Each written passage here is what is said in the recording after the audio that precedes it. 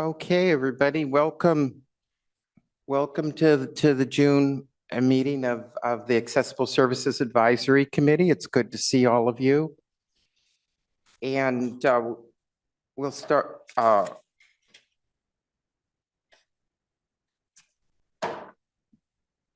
me make sure I'm looking at the right agenda.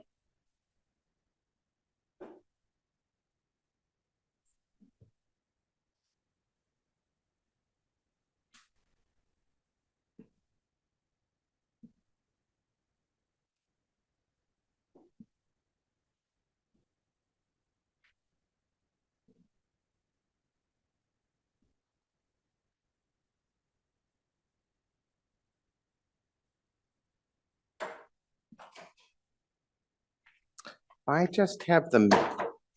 Oh, here we go.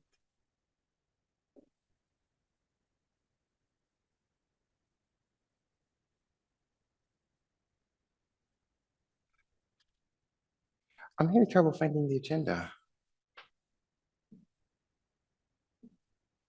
Oh,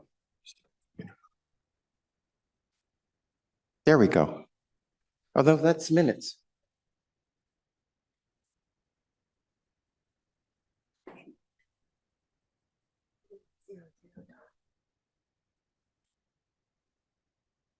There we go. There we go. Okay, wonderful, wonderful. And I was about to ask for roll call, and then I realized that I didn't have the agenda in front of me. Of course, it does start with roll call. Yes, the clerk to call the roll. Members, please make your selections on the tablets.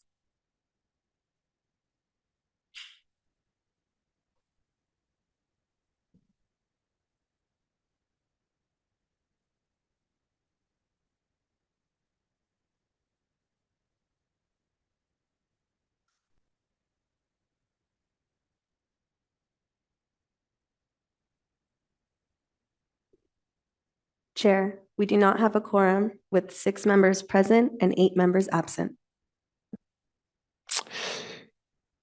The only downside is that means we can't approve the minutes. Correct. Yes. Okay. Next we have public comment.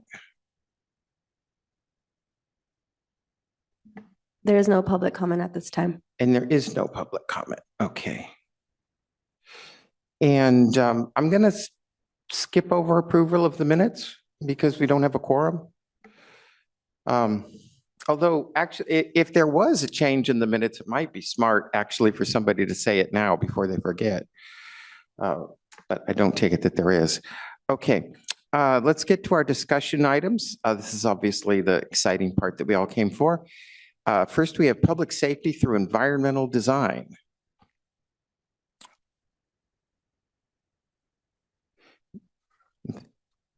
Heather Furry and Chris Duddy.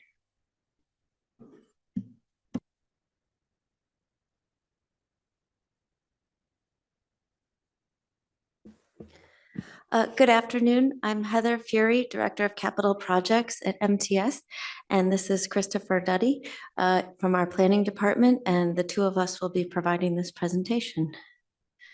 Today we want to talk about public safety through environmental design.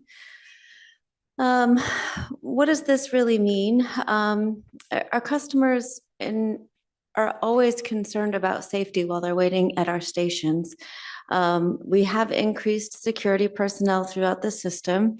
But another thing we can do is make improvements to the stations and the station assets.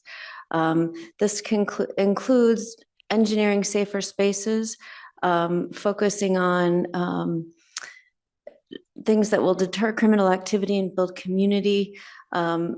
Deterrents to safety are vacant lots, poor lighting, uncontrolled access, and lack of monitoring. And so we're trying to eliminate any of those types of situations on our station platforms. And that's what environmental design is all about. So I want to run through some projects that we've been working on here. Some of them are completed and some we're still moving forward with. We've got some public art, lighting, landscaping, trash can improvements, increased cleaning, and some bus stop improvements.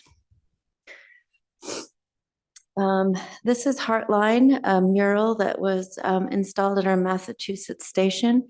There's two different murals, but they're quite large. The Grossmont station received a couple of murals. These, we work with community artists, and I think people get a sense of pride and really enjoy the art. And so then it reduces the frequency of tagging or other damaging types of behaviors. Here's another mural at the Grossmont station. This is the E Street station down on the blue line. And another mural that it's not in the station, but while you're riding the train, you can see this go by on your ride. And then the 62nd Street station also has a mural. Lighting improvements. Lighting is another big element to our feelings of safety and when we're in spaces. And we've been working to really improve the lighting in our stations around the system. This is some photos of newer lighting at the Grossmont station. This is the Lemon Grove Depot. Just recently got a paint job and some new lighting. It's much brighter. The Old Town pedestrian tunnel has been relit recently. And along the orange line, we are working on improving the lighting, not only at the trolley stations, but in the walkways and the parking areas that our passengers use. So in each of the locations listed, the platform lighting has all been completed. And we are working with our contractor to finish the parking lot lighting improvements at 47th Street, Euclid, Encanto and 62nd, and Massachusetts Avenue. We hope to have that done next month, but we're working on some supplier issues with parking lot lighting poles. So, but it should be done by August for sure. And here's some photos of the upgraded trolley lighting.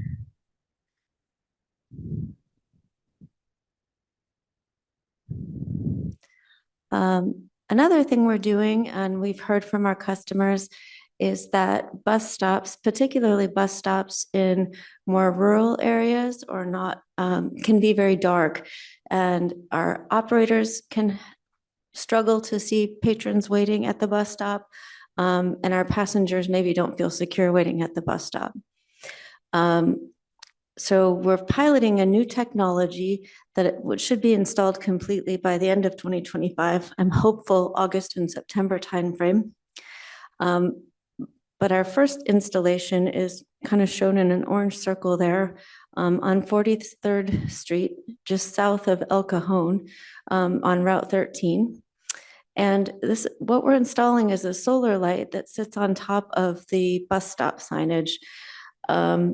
And what you can see on the left is a picture of what this particular bus stop light looked like before in the dark. And then on the right, it's got this new PV Stop Plus light on top. And the benefit of this light is that it's solar, so we don't need power from the energy company. And the light is very directed straight down just to the bus stop. So it shouldn't bleed into neighboring facilities, businesses, homes. And it highlights the bus blade marking the stop and keeps the passenger well lit so the operators can see them. So we're excited about this project, and we'll be installing 33 of these before the end of the year. Landscaping is another, and cleanliness are ways that we can show that we care about our facilities and that we're taking care of the places where we're all waiting to get on and off of transit. We recently spent quite a bit on Grantville landscape beautification. The photo on the left is before, where you see a lot of empty dirt. And the photo on the right is newly installed plants. And we imagine they're going to continue to grow and get bigger, and it'll be more dense as the years go by. For waste receptacles, we have transferred from the image on the left to these new, they're called big belly trash cans on the right. There's one for refuse and one for recycling. These are easy to put things into and more difficult to take out of. So it tends to keep the environment a little more clean. And the next few slides are projects that we are currently working on. This first one is called the Buyer Boulevard Pathway Beautification Project. A bit of a mouthful. We received a grant from the state of California to improve this about 1/10 of a mile path that connects our Buyer Boulevard trolley station to West Park Avenue down in San Ysidro. And it goes by a large residential building and it connects our trolley station to the park. A lot of people use this path today, and it's part sidewalk, part dirt pathway. There's a little bit of lighting there. But the idea of this project is to improve the pavement, install some artwork, and add lighting and add some VMS, some cameras and some variable message signing so that when you're walking along the path, you know you've got 8 minutes till or 5 minutes till the train comes or 2 minutes till the train comes. So you can modify your speed to make it there in time. Let's see, the rendering on the top is some murals proposed by artist Alicia Sue. And the bottom are 2 sculptures by Johnny Bear, which will be incorporated into the project. And that's kind of a photo simulation of what the walkway will look like once it's complete with some landscaping, lighting, and artwork. We worked closely with Casa Familiar to select the artists, and we've been holding workshops with the community down there to go through some visualizations of the project and have a very interactive kind of selection of materials and appearance for the project. This project is another mural and it's on a bridge down on Buyer Boulevard. We have already installed the lighting on the bridge and we have a contract with Michelle Guerrero, Mr. B Baby, to place the artwork, and that should be done by the end of August. I think that work should be started, or the painting mural work will be started in the next couple of weeks.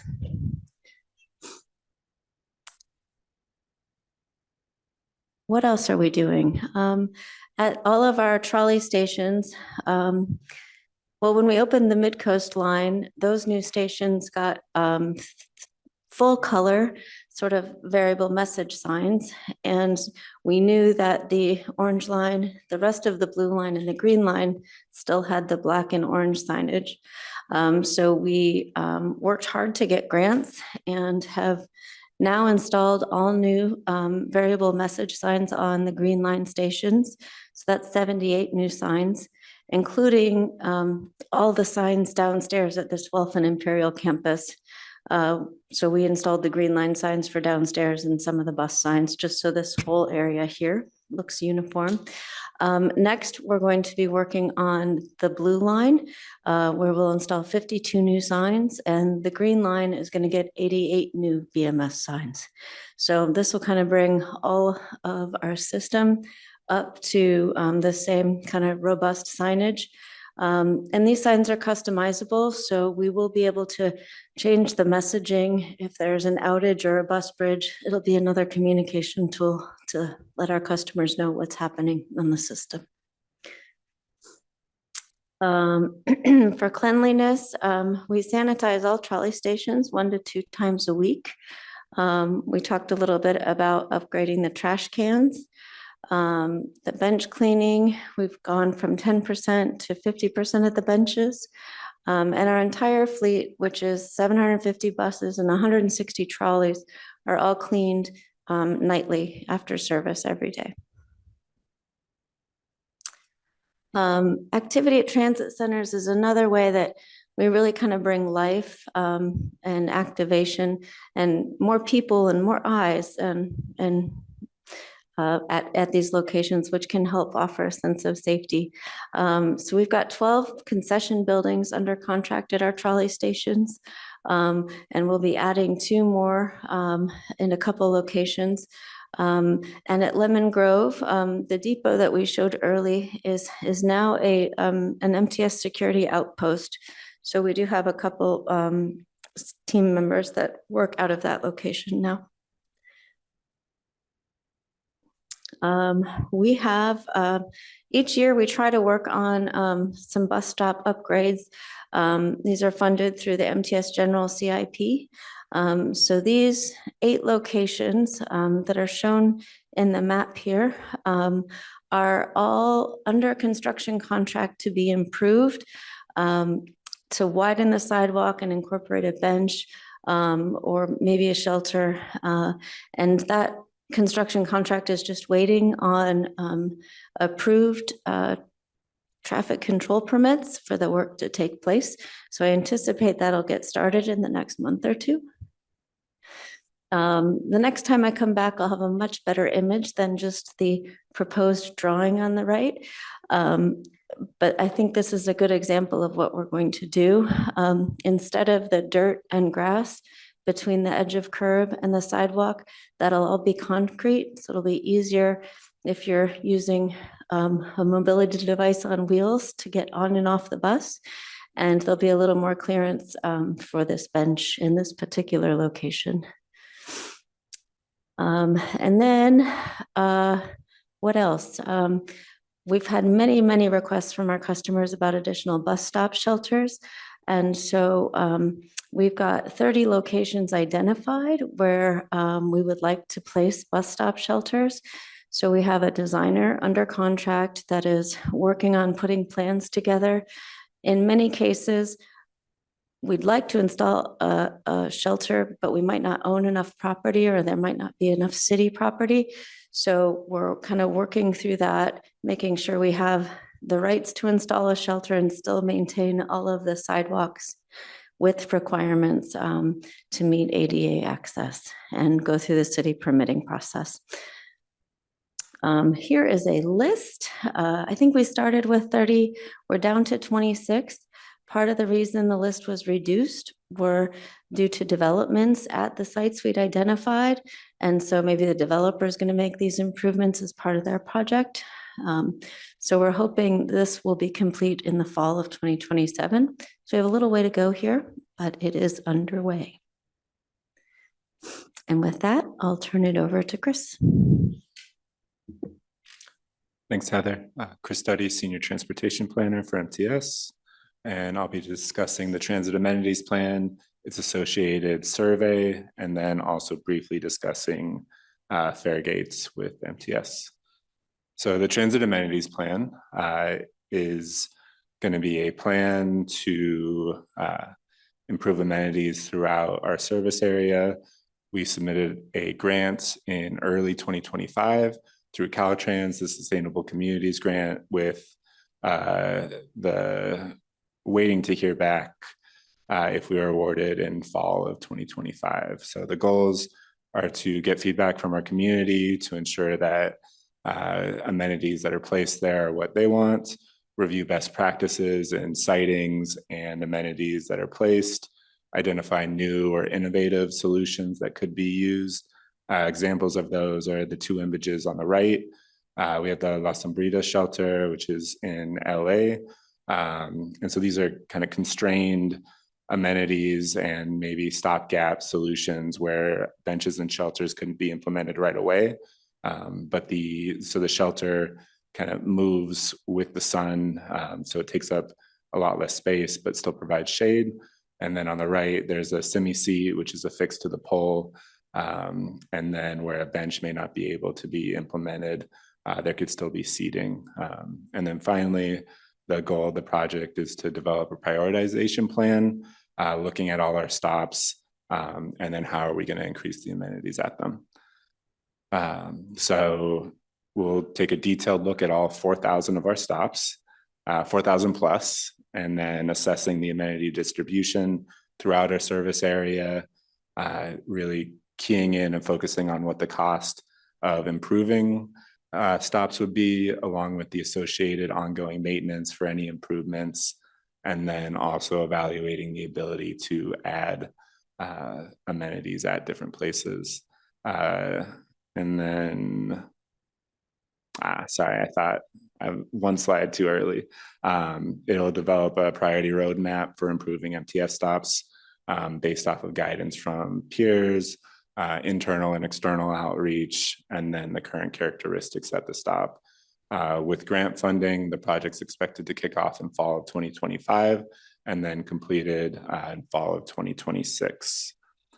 So to accomplish the transit and amenities plan, we do need to have up-to-date information on all 4,000 plus of our stops. So to the right, just a snapshot of the majority of our service area. We developed a survey in an app where staff can go out to every stop and then record certain characteristics. So in the map, this has changed a little bit. This is a little bit older of a picture, but the green are the stops that have currently been surveyed, and then the red is the pending surveys. And then the images to the right are snapshots from the app. So it's recording the number of shelters, benches, trash cans, if there's a bus pad or a concrete slab on a street that the bus sits on, so it may not tear up a street. If the stop's connected to the sidewalk, and then if so, what the length and width of those sidewalks are. And then along with other characteristics of if there's trees that may impact the ability to effectively serve the stop, enough red curb to safely pull up to the curb. And then once complete, we'll have detailed information of all our stops, pictures of every stop, along with individual pictures of every amenity at every stop. So we'll be able to reference, and also just with the 4,000 stops, there's bound to be some user errors happening. And so to kind of cross tab and correct anything that may have been recorded incorrectly. So the transit amenities survey, cross-department collaboration, we have 6 main departments working on it. And then we're about a little over 25% complete with surveying all our stops now, and we're expected to be completed in September of 2025. Moving on to fare gates. So MTS has had initial discussions and preliminary research regarding the implementation of fare gates at our trolley stations.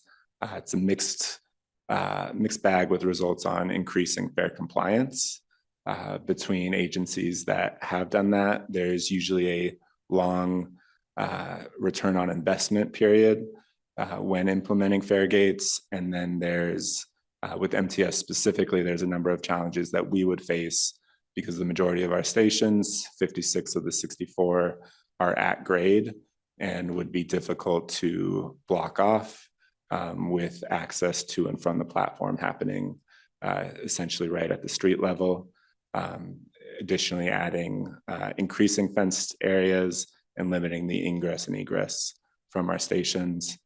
That being said, there are a few stations that are elevated, like at UTC, usually a lot of the newer stations, and then Stadium Center or Stadium Station on the Green Line, along with SDSU, which is below grade. So with the fare gates, discussed talking about needing to increase the fence heights to limit people from jumping over. Additionally, we would need a number of gates to limit the access points. And then we have 3 kind of specific areas, which I'll show in subsequent slides, of some of the difficulties that we would encounter when implementing fare gates at our trolley stations. So in the downtown area, 5th Avenue, very dense area, the trolley station is essentially connected to the street, the sidewalk. Customers and passerbys can almost use both the platform and the sidewalk that's adjacent to it to move. And so blocking that off to implement fare gates would reduce mobility in that aspect. Moving over to County Center Station, County Center Little Italy Station. The station is essentially the sidewalk between the blocks. And then as you can see, blocking this off would be very difficult because a person that wants to bypass the fare gates could walk into the street and then up on the platform without us blocking off the path that the trolley would enter or leave the station. The yellow bollard that's in the right between the two tracks is the highest that we can put something between the stations to. So there's, we'd have to come up with a very innovative solution to block customers from easily going over that. Going to the TOD stations, Moreno, Linda Vista, the TOD was built for easy access to the trolley. There's a number of ingress and egress spots for the transit-oriented development to access the trolley station. And then blocking this off would really reduce the connections to the immediate community, and then also require additional just access points that would need to be maintained and additional fare gates. We also have transit centers where, for example, E Street in the image to the right, the trolley and the bus are there for easy transfers. Customers can get off one and walk a very short distance to access the other. Fence heights would need to be increased here. And then the implementation of gates, which would limit that connectivity. And then at Balboa Transit Center, very similar to E Street, the trolley and the bus platforms are essentially one, and it would be difficult to implement fencing and fare gates in this area to effectively ensure that the trolley has fare gates there. That concludes our presentation. Any questions or comments? Any questions and comments? I'm amazed that there's so much. I think we need to have you come more often, because I don't know if it's just me, but it seems like that was an awful lot to absorb. I think maybe if we had you to come more often, these you have got so much going on, and I was impressed that how much it relates to my, because I use Grossmont Station, Massachusetts Station, Lemon Grove Station, and I was amazed at how much is going on at the stops that I use. Because usually when I hear a presentation related to transit, there's one or two things that relate to my actual usage, which is probably normal for most of us. But it seemed like a very high. You have so many projects in so many places. It seems like it is. There's an awful lot of East County and a lot of South Bay. I didn't see as much of the North City, but that could be because we've done an awful lot with the North City in recent times, and maybe it was time for us to do more with the East and the South. I see a few head nods on that. So wonderful job. The only problem I see is I'm a little bit envious, because I don't know if it's just me, but E Street, the artwork looks like the most awesome of all. It makes me wish that I lived in Chula Vista. Yeah. So whoever did that, yeah. Yeah, thank you for the presentation. And I think that there are some questions and comments. I think I see David Marino is lit up. I just have a question. Is there an estimate for how much revenue you think could be recovered and recaptured by installing these fare gates? Is there any concept how much so it's really preliminary. Just the best, going back to one of the slides, 15 to 20 years was the estimated return on investment, and that was optimistic, but no concrete numbers. You've got a challenge there where versus somewhere like New York City where it's almost entirely self-contained, the entire transit district, and you can put those fare gates in. Here, everything is contiguous and connected. So really, like, if you're not building walls around everything, if you're not relocating fare kiosks outside of that area, it's I don't envy you the concept that you're exploring there. But it would be interesting to hear some numbers later on if you generate them about how much fare could be, revenue could be recovered by implementing the fare gates.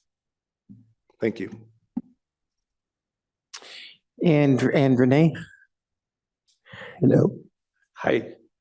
So when do you think the surveys are gonna be done from the, you were talking about you're doing surveys from the collecting data?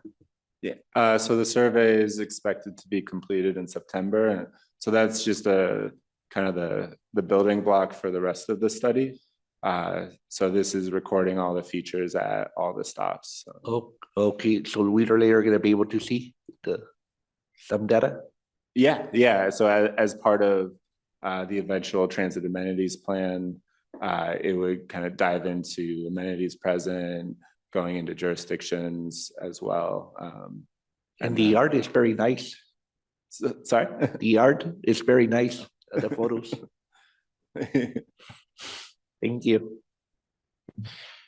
Yeah, I think that I think the artists have been working as hard as the transit planners. The aesthetics really are, it's quite, yeah, pass that on. I'm guessing it wasn't the two of you, but yeah, it's not most of us. To pass that on, that's really something else. And there's, these projects just make the communities so much more beautiful. It makes transit so much more inviting. And especially for the folks that use it a lot, it really makes a huge difference. Though some of these projects are so beautiful, it might entice people to start using transit that aren't even using it yet. So yeah, we can hope for that. So I'm curious, is there a particular reason there were so many projects in the South and the East? Is it because those areas hadn't gotten enough attention until recently, or is it just, the peculiarities of how things flow? About 80% of our ridership lives below the Interstate 8. Mhm. So that is a large portion of our ridership. And over the last few years, I would say we've put some focused attention on areas that probably have been underinvested in over the years. So we've been trying to do a better job of making sure we're kind of balancing what all of our passengers are experiencing. That's wonderful. I knew we had the majority south of the Interstate 8, but with all the attention given to the Purple Line and some of the other things that, really positive things, and of course, just because there are projects north of the city doesn't mean it isn't people south of that are using it. Like I know the connection to UCSD and Scripps that got a lot of attention in recent years is actually a lot of it's being used by people that live significantly to the south. So yeah, it's the people serving that we're serving that are important. In the Grossmont station, I think it's actually north of Interstate 8, isn't it? But I think most of the people using it could actually be south of Interstate 8. Yeah, that's funny how these things work. So thank you for that. That's very, very educational. If you asked me how many stops there were, I don't think I would have come up with the number 4,000. Am I the only one that would have guessed very low on that? Yeah. So, but it's hard to even mentally comprehend 4,000. That's trolley stops and bus stops combined. Yeah. It's hard to even comprehend. I probably would have guessed 1,500. It shows you that it's such a big area that we cover, and often I think that I'm a trolley rider, and I think we sometimes forget how many bus stops there are, and so it's hard to picture the entire system. We should definitely have this report more often because the information is so fascinating and it piles up. Any other comments or questions? And did you folks have any questions for us? Because we just go, ooh, ah, the artwork's great. We learned so much. Was there anything else you were hoping to learn from us? No? Yeah, well, I know MTS does a really good job with surveys and focus groups, and I'm thinking that's probably where the input is coming from, in addition to what you happen to get from us. So if that's all, we'll move on to the next item. Oh my gosh, this is going to be equally interesting. The fixed route and trolley update with Keith Van and Aaron Pitt.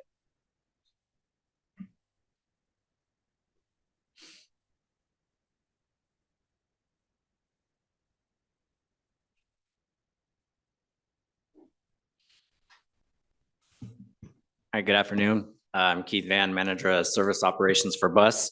I'm just going to touch briefly on our hiring efforts for bus operations, and also we just had a service change that has some noticeable things that are worth mentioning. So we're currently still having the weekly hiring events here at the Mills building. As of today, we have 497 rostered bus drivers with the goal of 510. So we are making progress. We do have 14 that are in training as we speak, and a class of 13 that will be starting on July 7th.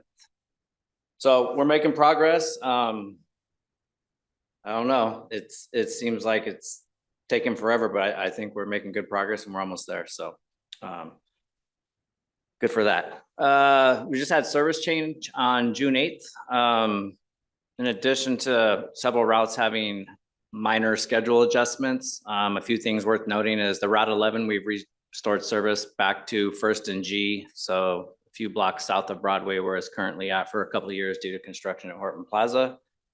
904, which is currently operates in city of Coronado, is on hourly service starting July 1st for the entire month of July and August. It is 15-minute service all day, every day. So provide a lot more access that way for tourists, people in the city of Coronado. Another thing worth mentioning is the Route 88. It had a routing and schedule adjustments.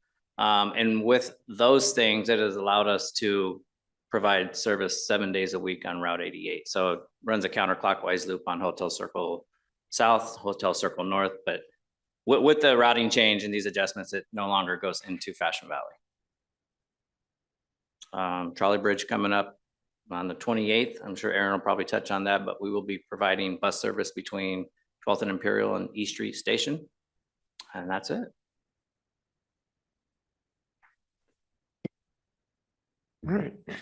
Good afternoon, everyone. I'm Aaron Pitt with the Manager of Special Operations for MTS Rail. So I'm going to discuss today a little bit about what the special events we've been having and how they've been impacting ridership for the Padres, the San Diego Wave, and the San Diego FC, the new soccer team in San Diego. Been bringing great numbers for that. Kind of what we're touch upon a little bit what we're planning on doing for Comic-Con 2025 and the upcoming construction projects. All right, so I put a PowerPoint together before, and I kind of just took a cross section of that for this first slide. This was the opening day of Padres. We had pre-event service. We weren't doing that last year, and this year we're doing pre-event service again for most of the games, and it seems to really help reduce the congestion, not only for the people attending the event, but the regular riders. So it's been very good for reducing the number of trains that are arriving late to their terminals and helping people get to the event without having to be too close to their neighbor. The regular revenue trains bring in heavy passenger loads, and on the end of the event, we basically had 2 extra 4-car trains. The attendance was about 45,000, and we took around 7,700 of those people to the event. So we, in the beginning, did about 17%, and so far as a season, I've been keeping track, but we're doing about 15% of the passengers on our train. Sorry, 15% of the people who attended the game ride the trains to the event. We are usually clearing the station within 40 minutes to an hour after the event. So we're moving 7,000 people in and out of Gaslamp to their destinations where they go to the coast or the bus, which is very helpful to get everyone to their houses so that they can avoid traffic in downtown for the events or Snapdragon Stadium. So I took a couple of pictures there. That's some of the shuttle trains, people getting off. Not the best picture from that far back, but it is just the number. It takes sometimes upwards of 40 seconds to a minute for people all to get off the train. So those trains can generally carry around 400 to 450 people when they're full. So the next two weren't as heavy because we had a lot of service running that morning. But for post-event, you see how they're all gathered up there at Gas Lamp. They're waiting to get on the train. So the train come in, it'll fill up and leave, and there'll be people coming and start to fill up the platform again. But it moves pretty quickly. And on average, people aren't waiting for more than one train to get on the train and going home. This is when it really started to get very heavy for the next two trains coming in. And this is at 12th and Imperial. One of the things I started doing this year is kind of tracking where all the people are coming from a little bit more in depth, or personally anyway. And we're bringing in about as many people at 12th Imperial as we are at Gas Lamp, but the ones from 12th Imperial are coming from the Orange Line, from the Blue Line North and the Blue Line South. And kind of like what we were saying in the other presentation, about 75% of the Blue Line riders come from the south side up to the 12th and Imperial, and the 25% come up from the north down. So for the homestand, the first homestand summary, which was over April 2nd, the Padres won every game, which was great for them. The attendance for all their games was around 284,000, and we carried around 35 to 36,000 of those people in the homestand. So overall,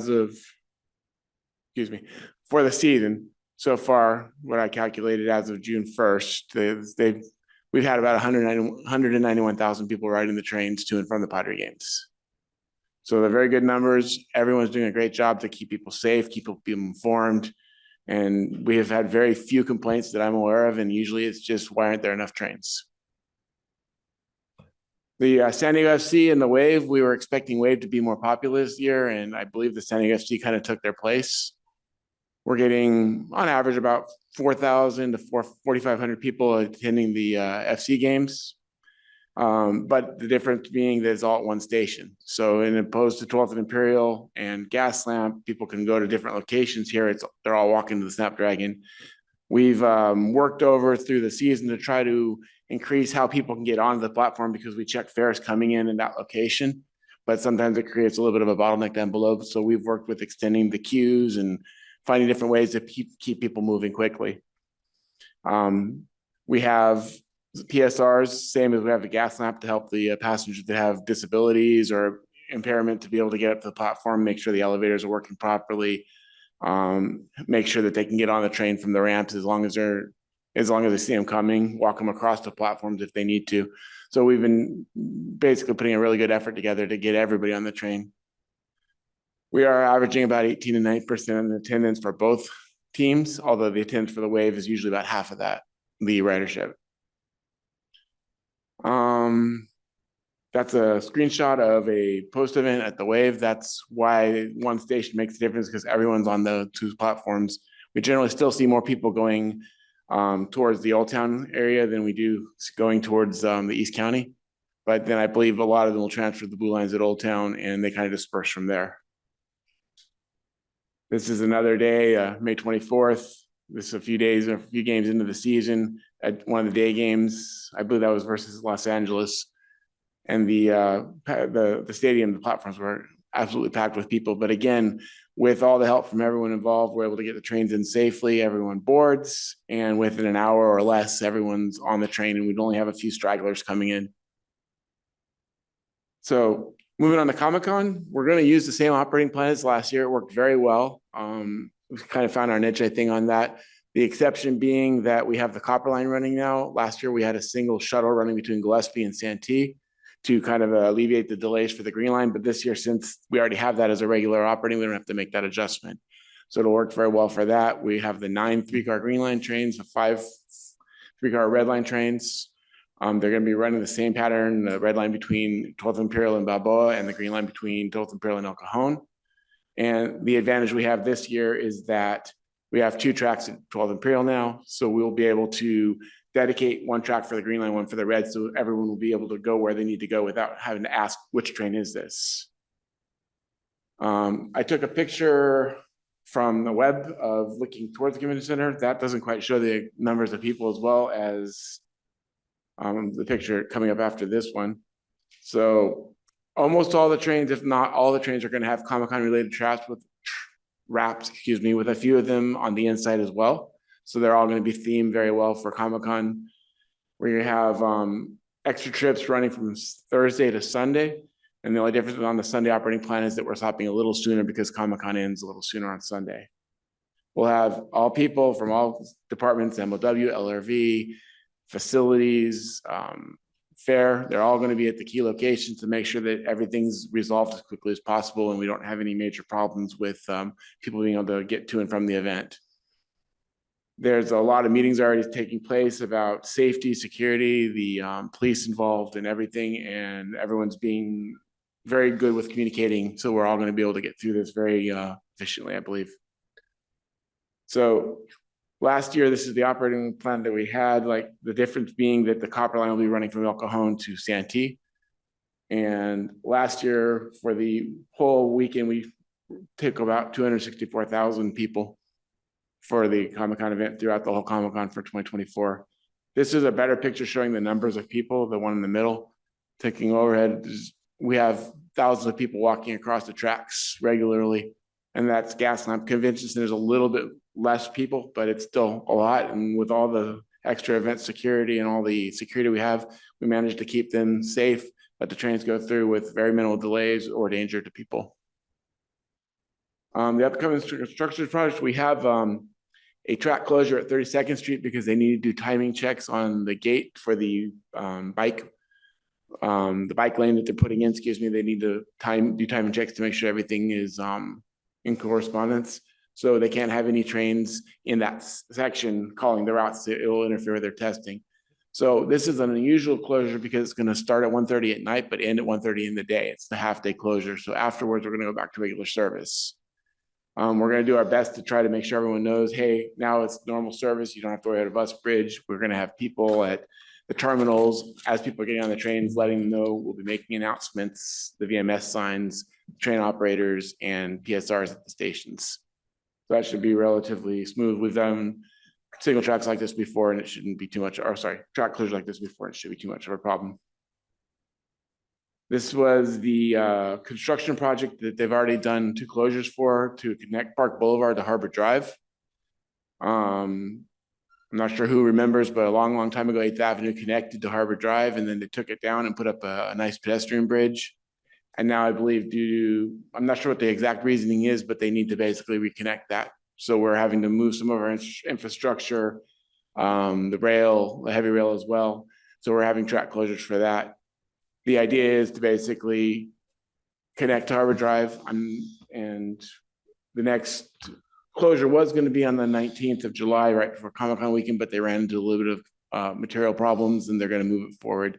The project date now is estimated to be August 16th for the next closure. That'll be between Imperial and Santa Fe Depot. We've done this plan twice already, so it's going to be the same as before, where there'll be a bus bridge going both directions. We won't be able to service Gaslamp because there's no good place for people to deboard.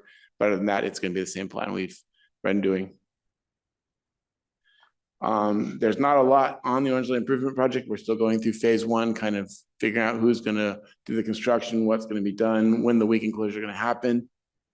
But there's going to be multiple weekend closures when that starts, and it's going to go for a couple of years until they've updated all the infrastructure. This map here kind of shows the general idea of what they want to do for the plan. Phase 1, they're hoping to do between now and 2026. Phase 2 between 2026 and 2028 to add extra crossovers to improve the signaling system to make sure that things are a little bit more modern and updated. And that is it, if anyone has any questions. I think Renee has a question. I see he's lit up. Hi. Hey, are you gonna start the decoration for the? I got 2 questions. Are you gonna start the decoration for the trains for the Comic-Con? Yeah, we've already started, and several of them are already running on the line right now. Okay. And the other thing, over there on the East Street, you should do a little bit more decoration because the new hotel they got over there is gonna bring a lot of people over there in the future. Okay. In East Street, South Bay or East Street? And it's an L Street, but people are gonna start getting their buses by there. Oh, okay. Okay, thank you. Thank you. And David? I just was curious, the wraps that you do on the trains and the trolleys, are those merely aesthetic for event-based concepts, or are those revenue generators? They're revenue generators. are. They significantly help offset the cost for Comic-Con. Great, thanks. I noticed that we have a lot of uncertainty, and I'm always very particularly aware of the orange line. On the orange line, we tend to think of ourselves as the neglected middle child, whether that's accurate or not. And do you know where all this uncertainty, what is it rooted in? And I'm wondering, does it have anything to do with the bigger picture of MTS long-term finances, which I know is very much a question. Where do you think this uncertainty is coming from? I think it's coming from a few locations. One is we are trying to find the best plan so that it minimizes the impact to the riders. And sometimes that will require us to readjust when we do certain projects, combining that with not making it cost more because we're readjusting it for the contractors. I believe some of the world events have been causing issues with getting materials one way or another. And I think the uncertainty is we're just trying to make sure we've dotted all the i's and crossed all the t's before we actually launch everything so that we're not committing to something that we can't deliver. Yeah, my biggest concern, being a former MTS person and also as someone who survived major budget crises as a school board member and as a city council member in the past, my biggest concern is that we get in the middle of something we can't finish. And I suspect that that's on the minds of a lot of people.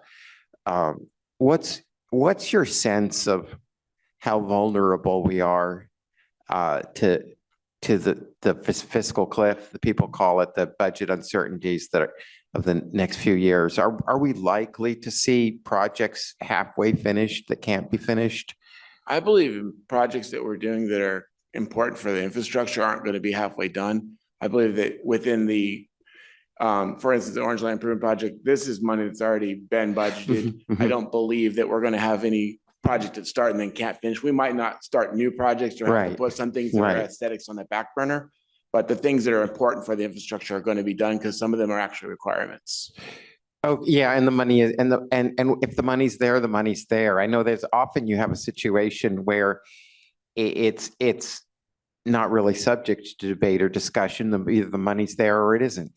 But I want to say, and I'm sure I'm not the only one who's thinking this, that I really appreciate the prudence and if anything, it's smart to be a little bit conservative because you want to be able to finish what you start and you want to be able to deliver what you promise, and that's actually what I see folks doing. And I'm sorry, I don't know your name, but I see someone ready to speak to this. Yes. My name is Brian Riley. I serve as the Chief Operating Officer for the rail division. And, you had a great question, but, when it comes down to the Orange Line and projects that we have in the pipeline, we've done our due diligence on those projects, and we do have funding that's allocated for those projects. So the Orange Line, as you said, that's in your district, and I recall you serving on our board of directors. There's some major projects that are going on the Orange Line from 32nd Street all the way out to El Cajon, where we're going to be doing resignaling. We're going to be putting in new grade crossing equipment. There's going to be some new infrastructure, track infrastructure that's going in. As Heather mentioned earlier, we've already put visual message boards along the Orange Line between Courthouse and El Cajon Station. So we've already made some major investments out there. And we'll be working on the Orange Line for many years to come. We'll be kicking off some construction. You may know this. I think Aaron touched on this. But we'll be kicking off some construction on the Orange Line starting here in the fall. That construction will go for about 4 years, and that'll be all those improvements that we'll be doing on the Orange Line. That's, a combination of funding sources that we're using. We got a lot of money from the state of California, which has actually been allocated for that project. So we understand that the Orange Line has been a little underinvested. And so we're making those investments into the Orange Line, which is going to provide much more efficient service. Trains are going to be able to operate a lot faster. There's going to be a lot more infrastructure that will be installed, very similar to what we have on a lot of the newer lines, the Old Town Corridor, the Mid-Coast Line. So, to answer your question, I think we don't have any projects that we have set up within our capital improvement program or any of our projects that are set to go that we don't have the funding for construction. So I don't think you're going to see any projects that we get started on that we're not able to finish. So we're pretty confident about that, but we are looking at our finances very closely globally as an organization, working through our finance department. Thank you so much. Yes.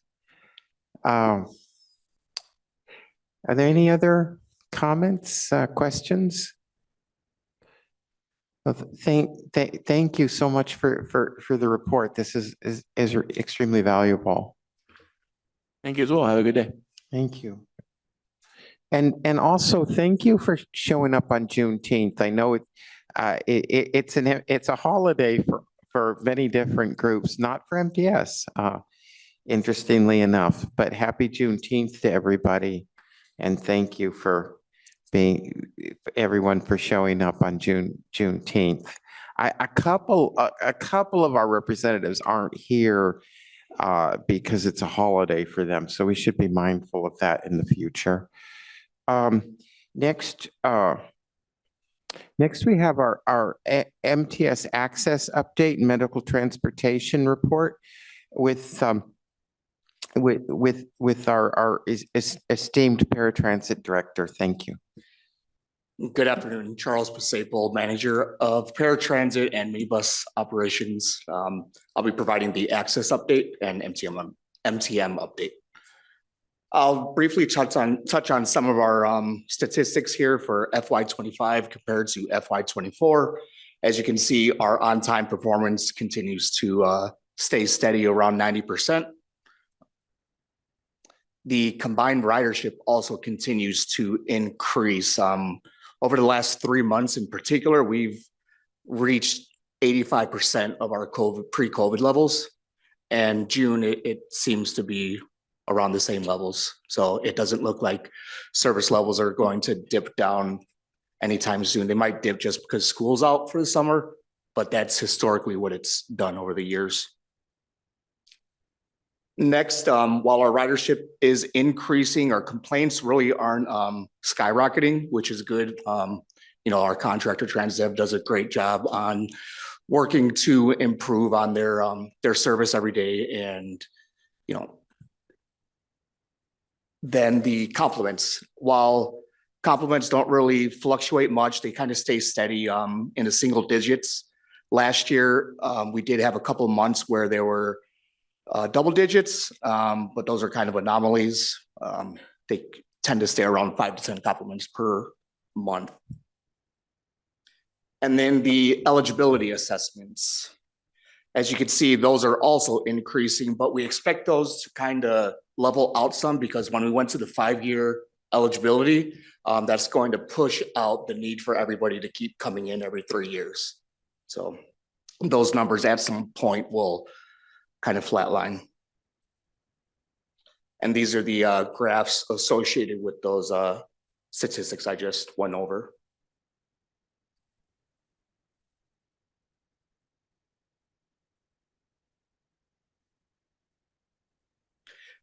So I'd just like to touch on some updates, some reminders as well. The do not leave alone policy will be expiring at the end of this calendar year. Starting January 1st, 2026, we will no longer provide that service.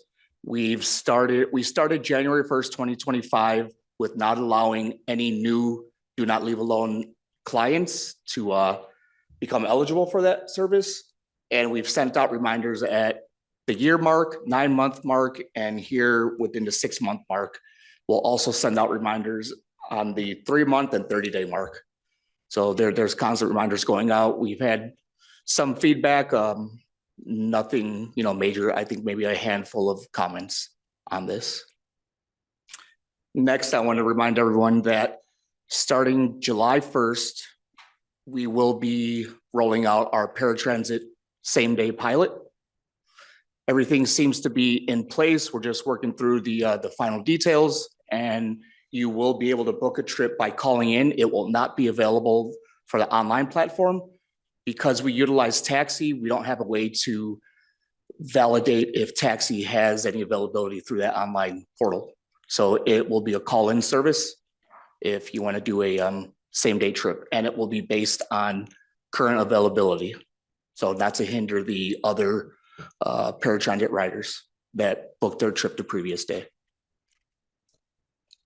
I know Keith touched on the Route 904 for fixed route. We are also extending that to paratransit.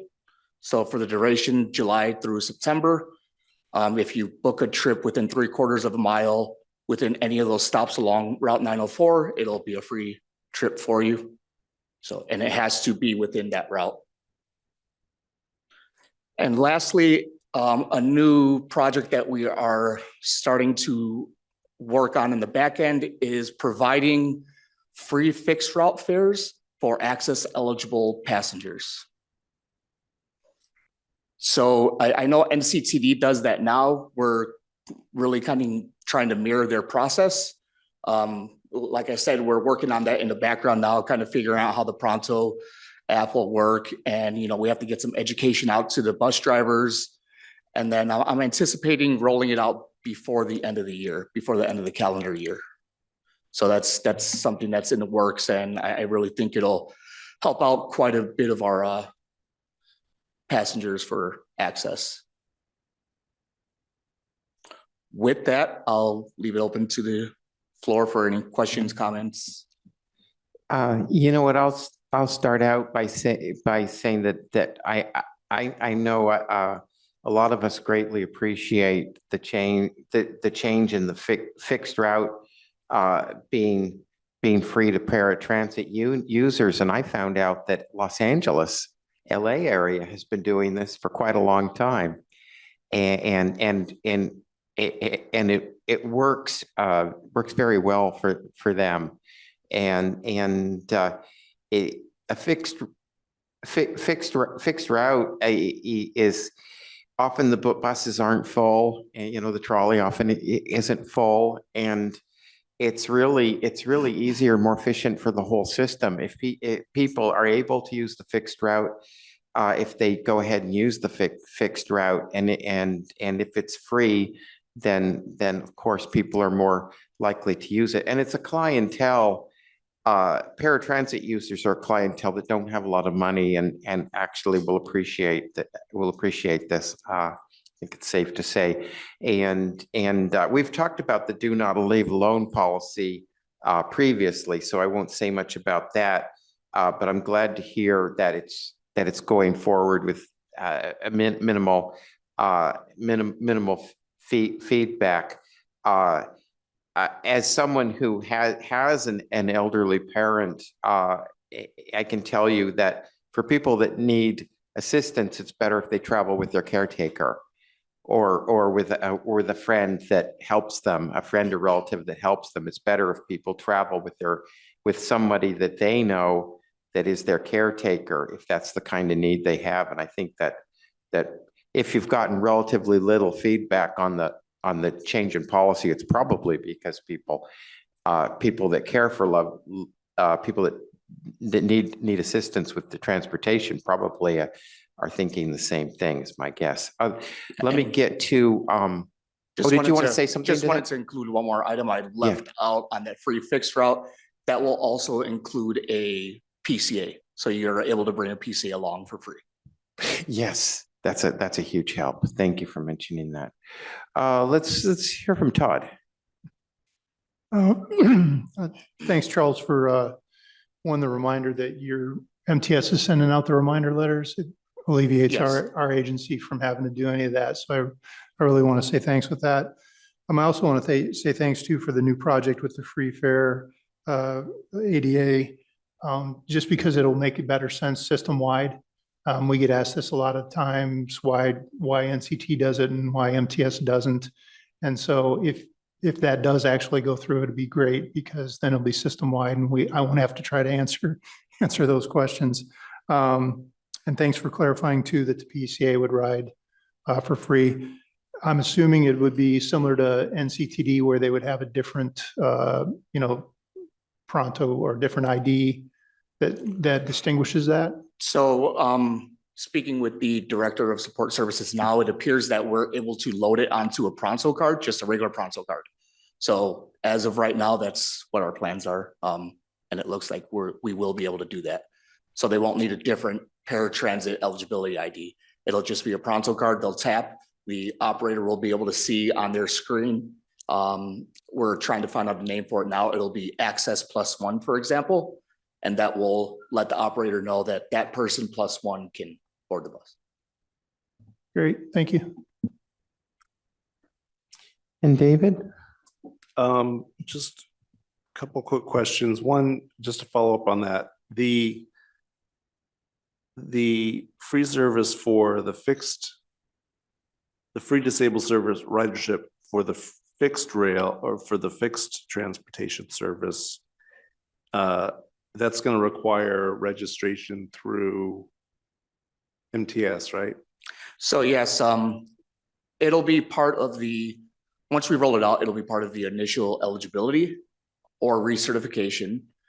And for those customers that are already eligible, we will put out notifications online or however we decide to do it, to notify them that if they are interested, they can come and get that free pass. I'm just thinking about like handicapped tourists. Maybe they come in and they want to use the fixed service. Yeah, so it'll apply for temporary as well. Yes. Okay, thanks. And then the other question I had is, can you just give me a little bit of a magnifying glass on the same day transit? We haven't talked a lot about how that's going to work. It sounds like I heard you mention something about taxis. Yeah, so for example, if you call in looking for a trip that same day, Transdev, our operator, they will work with dispatch. If they do not have any availability on the MTS owned vehicles, that's when they'll call taxi to see if taxi has any availability. I see. So it's as availability warrants. Correct. Yes. Okay. And then what was the other thing you mentioned at the very tail end of that? I missed it. You said something about within a certain radius. Coronado. Oh, for Coronado. Yes, the free fare for Coronado. Got it. Yes. Okay, great. Thank you. Appreciate that. Renee? Hello. Hi, Aaron. Hey, so you were gonna check last time. You put it in, and you put it at the minutes number 2 that you were gonna check for us. Copy of the minute. What was that number 2? Was it the do not leave alone update? Oh, I think it was. Yes, I believe your question from last time was just an update on the do not leave alone policy. Oh, oh, okay. Because it was here. Yes, it's number 2. That he was gonna check, and Gus was gonna check too.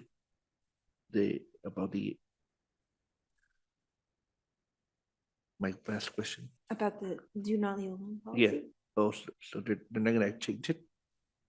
No, we're gonna, Charles, if you could just relay again the dates. Yep. So I'll just the do not leave alone policy expires for eligible clients on December 31st. So as of January 1st, 2026, we will no longer provide do not leave alone service. Oh, okay. Yes. Thank you. And reminders are going out every 3 months to our passengers. Thank you. I think that's all the questions and comments. Thank you so much. Very edifying report. And we're getting close to the end here. We have committee member communications and other business. Any committee member communication?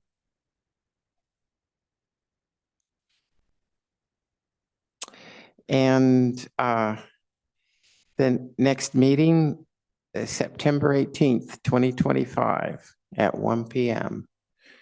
So look forward to seeing everybody in September. And I hope everybody has a nice summer.